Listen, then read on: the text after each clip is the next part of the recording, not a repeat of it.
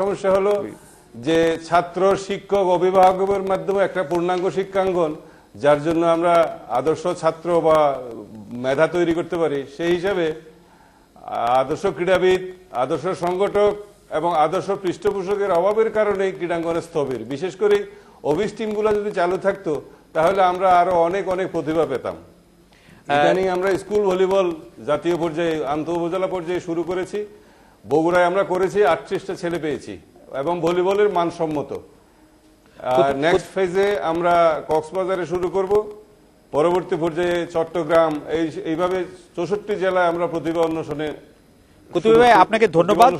আমরা একটু রুহেল ভাইয়ের কাছে জানতে চাইবো সিলেট থেকে, যে রুহেল ভাই আপনি এই বিষয়টির সাথে একমত কিনা যে ক্লাবগুলি রেডিমেড খেলোয়াড় চাচ্ছে, তারা নিজেদের খেলোয়াড় তৈরি করার কোনো উদ্যোগ আমরা দেখতে পাচ্ছি না।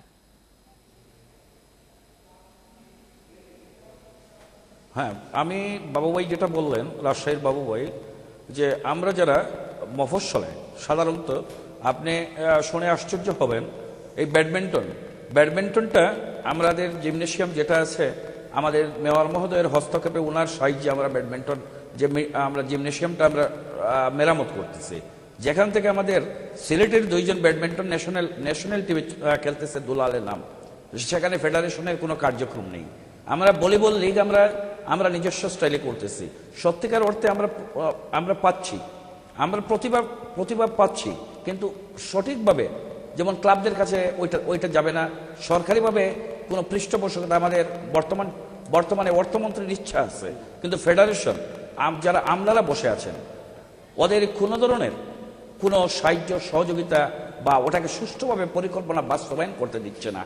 আমরা যেমন ক্রিকেট, সাবের ভাইয়ের কথা বলছেন, বাস্তব অর্থে একটা ভিশন ছিল। ফুটবলের ভিশন কি ছিল? আজকে সিলেটের ফুটবল তথা বাংলাদেশের ফুটবলকে ধ্বংস করে দেওয়া হয়েছে, যেখানে ফুটবলই ছিল আমাদের প্রধান খেলা।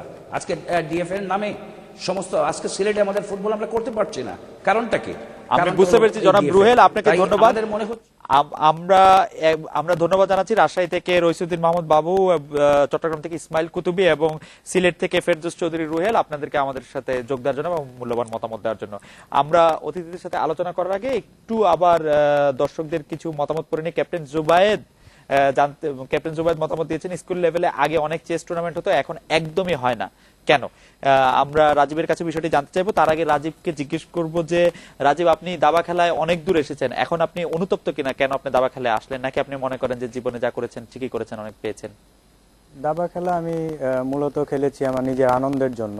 তো সেই হিসাবে আমি দাবা খেলা অবশ্যই আমি সঠিক মনে করি, কারণ আমি মানে আমার জিএম টাইটেল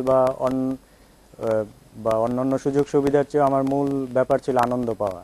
এখন যে আমি খেলছি না, এটাও একটা মূল কারণ যে আমি জানি যে এদের আন্ডারে খেলে আমি সেই আনন্দটা পাবো না। তো সেই কারণে আমি মনে করি যে মানে দাবা খেলা আমার সঠিক ডিসিশন, এবং অবশ্যই অনুতপ্ত হওয়ার তো কোনো প্রশ্নই ওঠে না। আমি এখনো আনন্দ পাই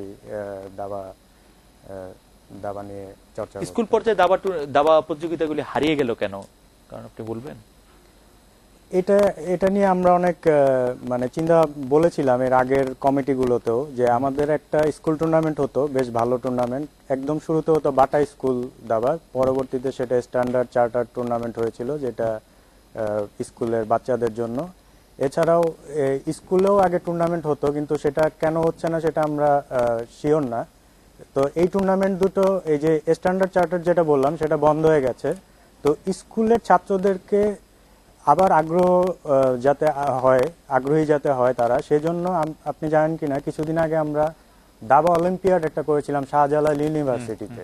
মোহাম্মদ জাফর ইকবাল ছিলেন সেখানে মূল আয়োজক। তো সেখানে কিন্তু ওই স্কুলের বাচ্চাদেরকে মানে নিয়ে আসার জন্য এই প্রোগ্রামটা, এবং আমরা আশা করি যে সামনে আমরা আরো করতে পারবো, আরো বিভিন্ন অঞ্চলে করতে পারবো, এবং সেই জিনিসটা আবার শুরু হবে। তবে স্কুল কর্তৃপক্ষ যদি ইন্টার স্কুল এবং এই ধরনের টুর্নামেন্ট চালু করে, তাহলে মনে হয় ব্যাপারটা ভালো হবে আর কি।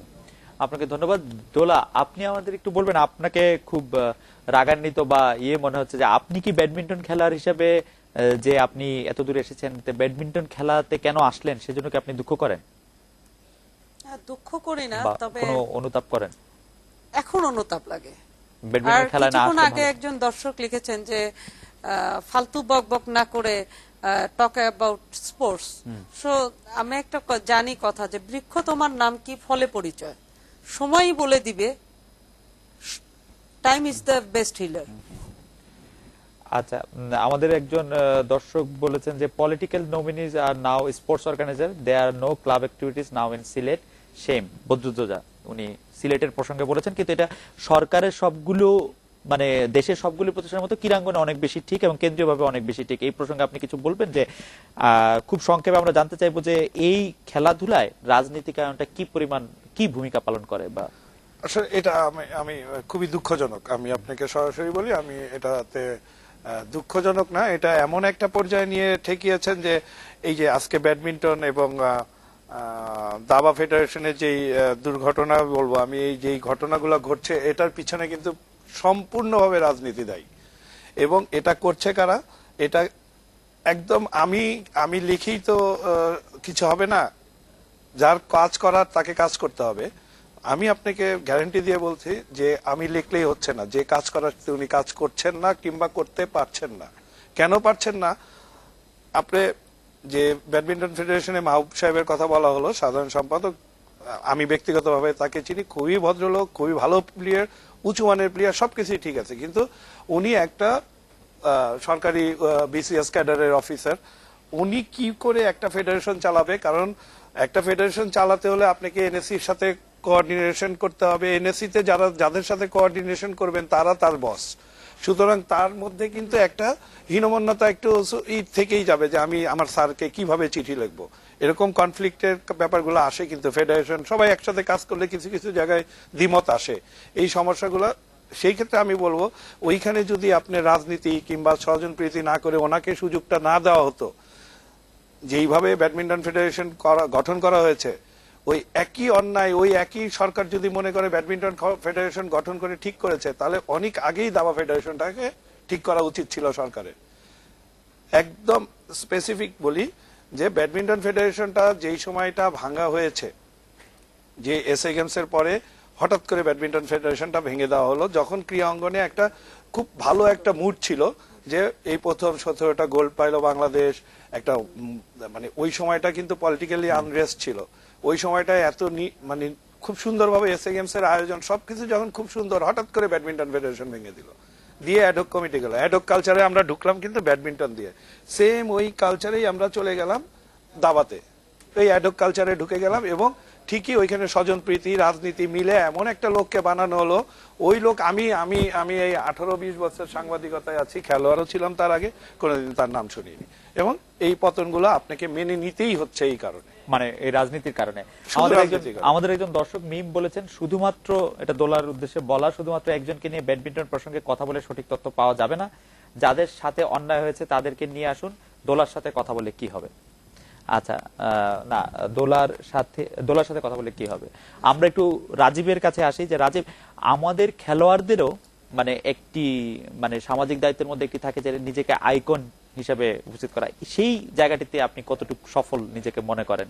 খুব ছোট করে যদি আপনি আমাকে বলেন, আপনাকে দেখে কেউ দাবা খেলা আসছে কিনা, দাবা খেলার প্রতি আগ্রহী হয়ে উঠছে কিনা, বা দাবার মাধ্যমে দেশকে এগিয়ে নিয়ে যাওয়ার কথা ভাবছে কিনা? অনেক সময় ওই ফেডারেশনে নতুন খেলোয়াড় যারা আসে তারা অনেক সময় বলে যে হ্যাঁ আপনার খেলা দেখে উৎসাহিত হয়েছি বা আপনার এই রেজাল্ট দেখে উৎসাহিত হয়ে এসেছি, এরকম বলে। যেহেতু আমাদের মানে জেনারেল পাবলিকের সঙ্গে ওরকম কমিউনিকেশন নেই, সেহেতু এটা বলা মুশকিল। কিন্তু আমি আমার খেলার দ্বারাই চেষ্টা করেছি যে কোনো কিছু অ্যাচিভ করার, যে আমি যদি আমার অবস্থানে সামনে বাড়তে পারি তাহলে আমি মনে করেছি যে হ্যাঁ অটোমেটিক্যালি আমি হয়তো আইকন হতে পারবো বা সেরকম একটা কিছু। নিজেকে 1 বছর পরে কোথায় দেখতে চান, বা 5 বছর পরে আপনি কোনো শর্ট টার্ম লং টার্ম কোনো পরিকল্পনা, কোনো স্বপ্ন কিছু আছে? ছোট করে যদি বলেন।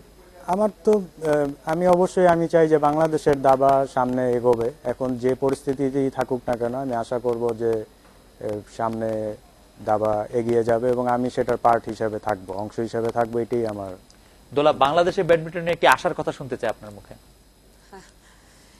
বাংলাদেশের ব্যাডমিন্টনের আসার কথা হলো যে বর্তমানে যে মাননীয় স্পোর্টস মিনিস্টার আছেন উনি খুবই সহযোগিতা সম্পন্ন এবং আমার দৃষ্টিতে দেখা উনি একজন সফল ক্রীড়ামন্ত্রী, আমি বলতে পারি ব্যাডমিন্টনের ক্ষেত্রে উনি যেভাবে নির্বাচনের আবহাওয়াটা দিয়েছেন, কারণ সবাই বলছে অপোনেন্ট পার্টি যে ইলেকশন হবে না, আমি নাম উল্লেখ করে বলতে পারি, শান আছেন এর ভিতরে, অনেকেই আছেন।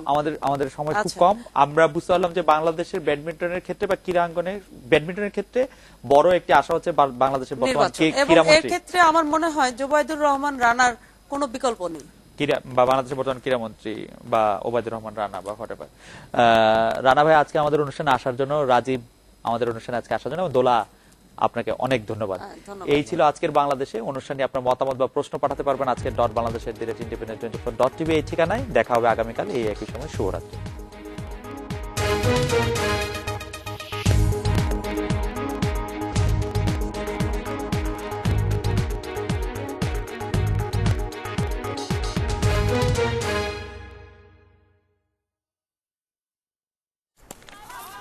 স্যার, আমি এহসান, আপনার কাছে ট্রেনিং নিতে চাই, ওপেনিং ব্যাটসম্যান। আর এই যে আমার সার্টিফিকেট। কোথা থেকে যে আসে এরা? স্যার 5 ম্যাচে 1টা সেঞ্চুরি আর 2টা। এখন জায়গা নেই, পরে আসো।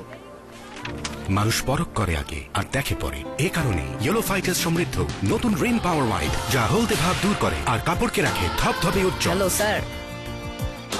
এহসান, জায়গা করা আমার হাতে, যদি আপনি সুযোগ দেন। এসো।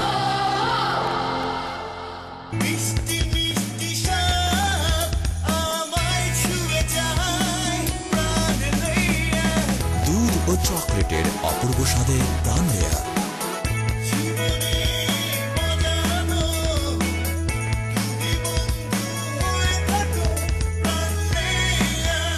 8 out of 10 women have perfect hair. Who believes that? At Dove, we understand different hair needs, different solutions. Like last year, I overdid it with styling, and that left my curls really rough. Like what happened to my curls? Then a friend recommended Dove. New Dove Dryness Care with Micro Moisture Serum. Now my curls feel like they're supposed to. Soft. Samia recommends Dove. What about you? Now, with Dove shampoo, get a conditioner free.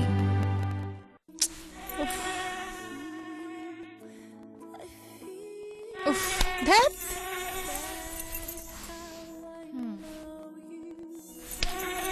Oof, অসহ্য।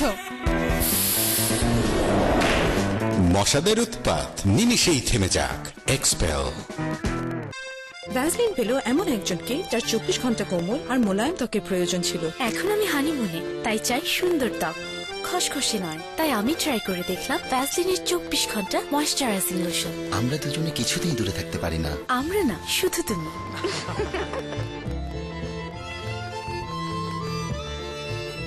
আমি তো জানতামই না ওর ত্বক এত সুন্দর। কি? Vaseline total moisture, ত্বক রাখে কোমল আর মোলায়েম পুরো 24 ঘন্টা। বাজে ফিল্টার দিয়ে কামানোর মিস্ত্রি করে না। দূর মিস্ত্রি থাকবো একেবারে শেষ। বাজে ফিল্টার লাগাইবেন, পানির চাপে ফাটবো। যান এখনই আরএফএল পিভিসি ফিল্টার নিয়ে আসেন। আরএফএল পিভিসি ফিল্টার স্লটগুলো অটোমেটিক মেশিনে কাটা, তাই কোনো বালি বা কাদা ঢুকতে পারে না। পানি থাকে স্বচ্ছ। আরএফএল পিভিসি ফিল্টার, স্বচ্ছ পানির guarantee data. When skin loses moisture, it becomes dry and lifeless. New Lux International Creamy White with Swiss moisturizers will give your skin 20% more moisturization compared to ordinary soaps. Give your skin all the care it needs for everlasting softness. Lux International Creamy White. It's not just soap, it's skincare.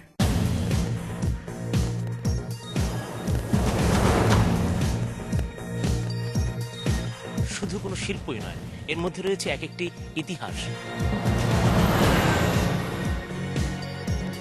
এই শান্ত পাহাড় বহুবার হয়েছে রক্তে রক্তাক্ত। আম চাষের ফলে দিনে দিনে কমে আসছে ধানি জমির পরিমাণ।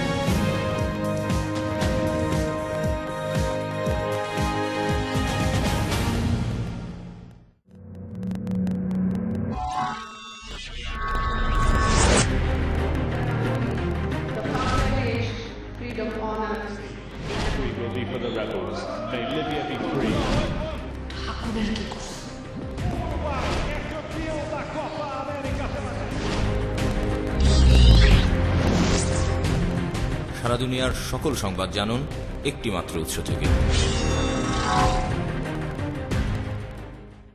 বসুধা আইল্যান্ড, কুয়াকাটায় সাগর পাড়ে একমাত্র পরিকল্পিত নগরী। একটি প্লট কিনুন, বংশানুক্রমে উপভোগ করুন লক্ষ কোটি টাকার নিশ্চিত মুনাফা। বসুধা বিল্ডার্স লিমিটেড, শক্ত হাত।